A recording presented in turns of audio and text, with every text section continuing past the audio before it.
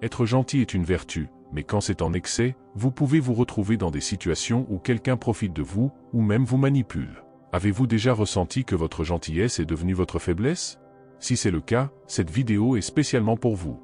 Nous allons explorer ce sujet et fournir des solutions clés pour équilibrer votre gentillesse avec l'auto-soin. Première leçon, la conscience de soi. Comprendre qui vous êtes vraiment et quelles sont vos limites est une étape révolutionnaire pour éviter d'être utilisé à cause de votre gentillesse.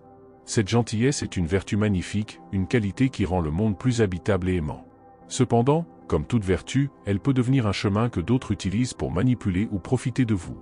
C'est là que la conscience de soi entre en jeu. Elle agit comme votre superpuissance.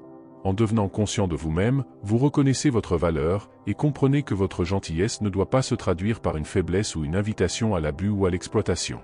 Vous devenez un navire avec une boussole, sachant où vous allez et quand dire non. Vous comprenez que vous n'avez pas besoin d'être un phare pour chaque navire perdu en mer. D'abord, vous devez éclairer votre propre chemin. Si vous ne vous connaissez pas, vous laissez les vents des circonstances et les opinions des autres vous guider sans avoir de direction. Vous pouvez vous retrouver là où vous ne voulez pas être, faisant des choses qui ne résonnent pas avec votre vrai moi, simplement parce que quelqu'un d'autre a décidé que c'était le meilleur chemin pour vous. L'auto-évaluation régulière vous permet d'être conscient de vos émotions, pensées et actions. Savoir ce qui vous rend heureux, ce qui vous rend en colère, ce qui vous fait vous sentir utilisé ou maltraité, sont des données critiques qui vous aident à naviguer votre chemin avec clarté et détermination. Il est crucial d'écouter également ce que votre corps et votre esprit vous disent. Souvent, nous ignorons les signaux physiques et émotionnels qui nous indiquent quand quelque chose ne va pas. Si vous vous sentez épuisé dans certaines situations ou autour de certaines personnes, c'est un signe que votre corps et votre esprit essaient de vous dire quelque chose et vous devez l'écouter. De plus, chercher des retours externes à travers des conversations honnêtes avec des personnes qui vous connaissent bien peut clarifier des zones où vous pourriez ne pas voir clairement. Il y a également de la valeur à passer du temps seul, peut-être en méditation ou même lors de retraites spirituelles.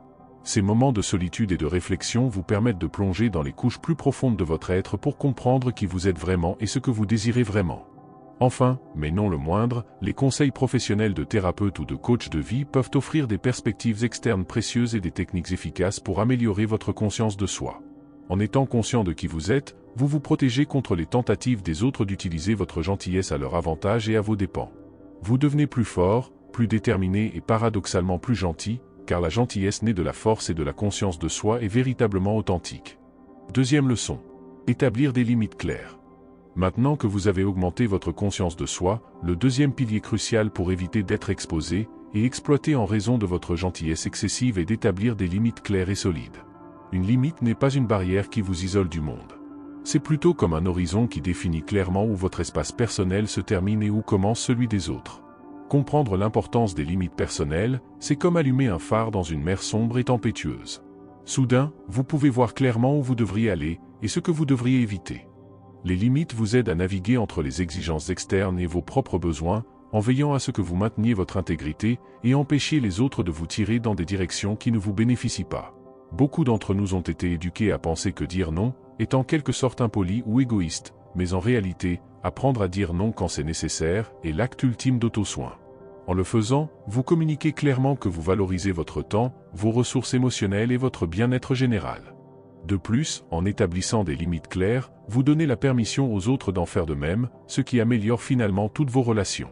Pratiquer des limites peut rencontrer une certaine résistance, surtout de la part de ceux qui ont l'habitude de vous voir toujours dire oui. C'est là que votre force et votre conscience de soi brillent vraiment, vous permettant de rester ferme dans vos décisions sans vous sentir coupable.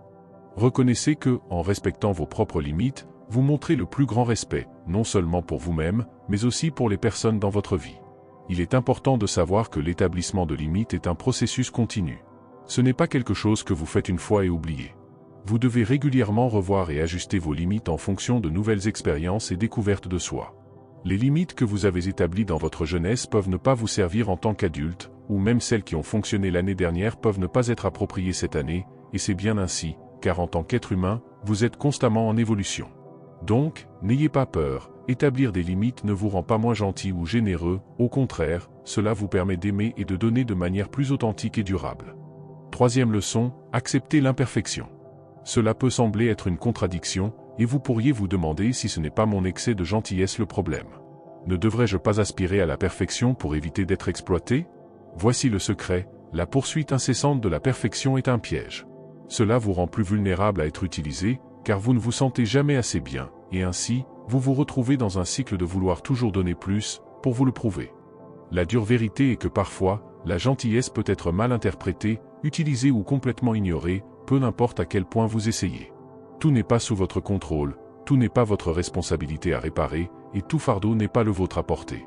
Il est essentiel de comprendre que votre valeur ne diminue pas en raison de l'incapacité de quelqu'un à la voir. Vous n'avez pas besoin d'être parfait pour être respecté. Vous avez le droit de faire des erreurs, de mettre vos besoins au premier plan, de dire non, et de ne pas être tout, pour tout le monde, tout en restant entièrement digne d'amour et de respect. Accepter l'imperfection ne vous libère pas seulement, mais libère également les autres pour être eux-mêmes. En le faisant, vous ouvrez la porte à des relations authentiques, à des connexions réelles, et à une gentillesse qui nourrit à la fois le donneur et le receveur. En fait, embrasser l'imperfection vous donne le pouvoir de vivre dans le présent, d'agir selon vos principes plutôt que vos peurs, d'être gentiment ferme, au lieu d'être simplement gentil.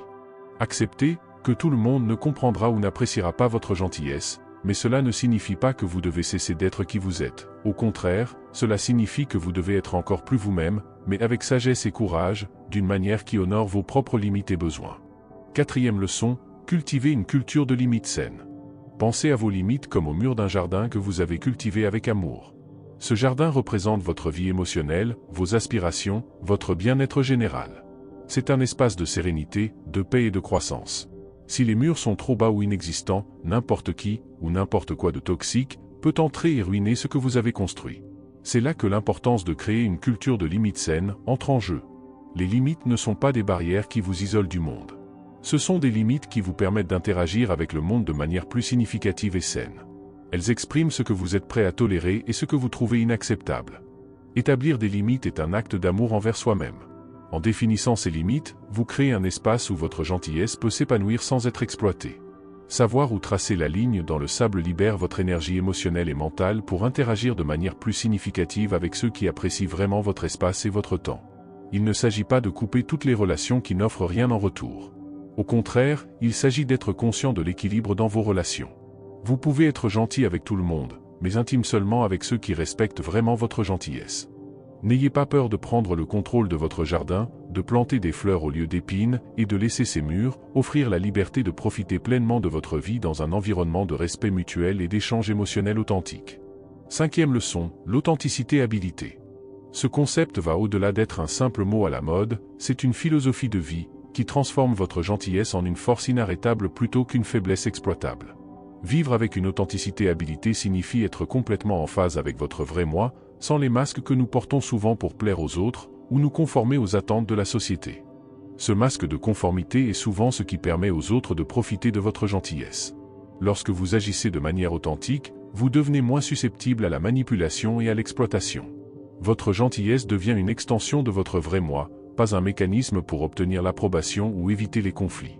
Être authentique vous donne le pouvoir de faire des demandes claires, de définir des limites et de suivre votre propre chemin avec détermination et courage. Vous ne serez pas distrait par le désir de vous intégrer ou la peur du rejet. Vous ne vous verrez pas à travers le miroir déformé des attentes des autres.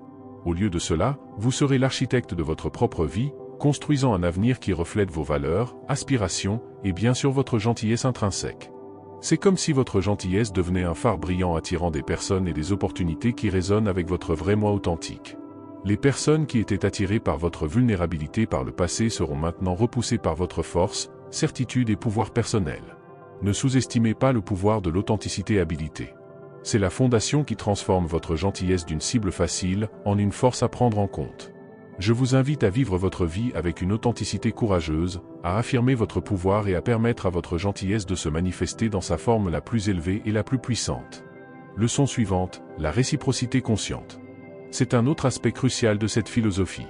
Nous vivons dans un monde interconnecté où nos actions ont un impact, grand ou petit, sur la vie des autres. La gentillesse n'est pas à sens unique, c'est un échange énergétique entre vous, l'univers et les personnes autour de vous.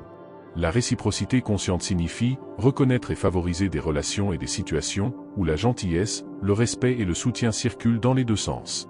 Ce n'est pas seulement être gentil, c'est aussi être ouvert à recevoir la gentillesse. Recevoir est également un acte d'amour, et cela permet aux autres de vivre le don du don. En appliquant la réciprocité consciente dans votre vie, vous créez un cercle vertueux d'énergie positive. Lorsque vous réalisez que vous avez le pouvoir de choisir avec qui et comment vous interagissez, vous attirez plus de personnes partageant vos valeurs et vos désirs d'authenticité et de générosité. N'oubliez pas, cela ne signifie pas que vous devriez couper toutes les relations qui ne vous offrent rien en retour, mais plutôt être conscient de l'équilibre dans vos relations. Vous pouvez être gentil avec tout le monde, mais intime seulement avec ceux qui respectent véritablement votre gentillesse et la réciprocité d'une manière ou d'une autre. La réciprocité consciente est comme un phare qui guide les bonnes personnes vers vous et repousse ceux qui cherchent uniquement à profiter de votre gentillesse. 7e et dernière leçon. Apprendre à demander de l'aide. En demandant de l'aide, vous renforcez vos liens avec les autres et créez une communauté plus robuste. C'est un échange équilibré dans lequel vous pouvez avoir besoin d'aide aujourd'hui et l'offrir demain. C'est un cycle de donner et recevoir qui renforce les relations et construit un réseau de soutien fiable.